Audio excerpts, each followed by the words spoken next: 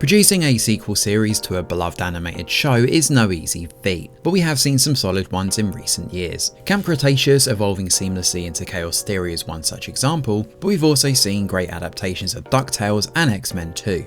One of the more surprising additions to this roster stems from Nocturne, a sequel series to the excellent Castlevania show on Netflix. The first season did pretty well to capture the same animation and mood of the original, although the writing wasn't anywhere near the same standard. Here, the story moved forward while keeping Alucard as the central figure, gluing the time periods together. Set in the heart of the French Revolution, the show followed vampire hunter prodigy Richter Belmont fighting to uphold his family's legacy. Or, well, it was supposed to be.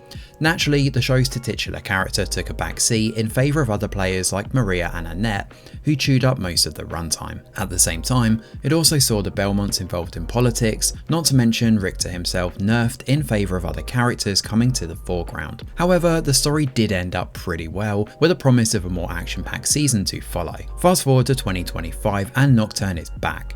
The show still clings to the tropes and cliches that made up the first season, but this time we actually see a bit more urgency from Richter Belmont.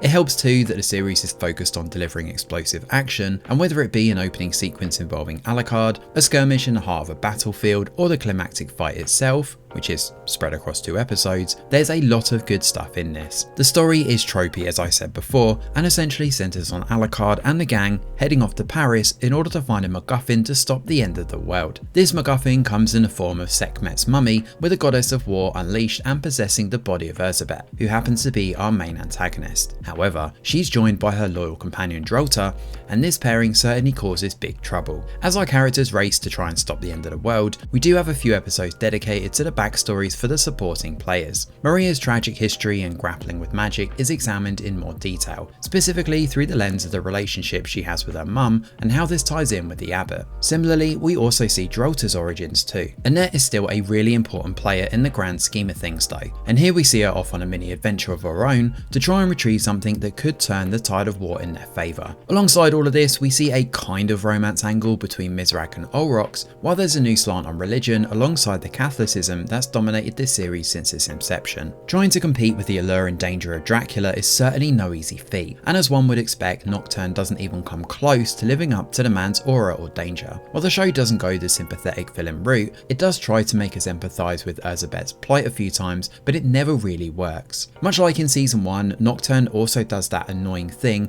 where it affirms our characters through positive words of encouragement.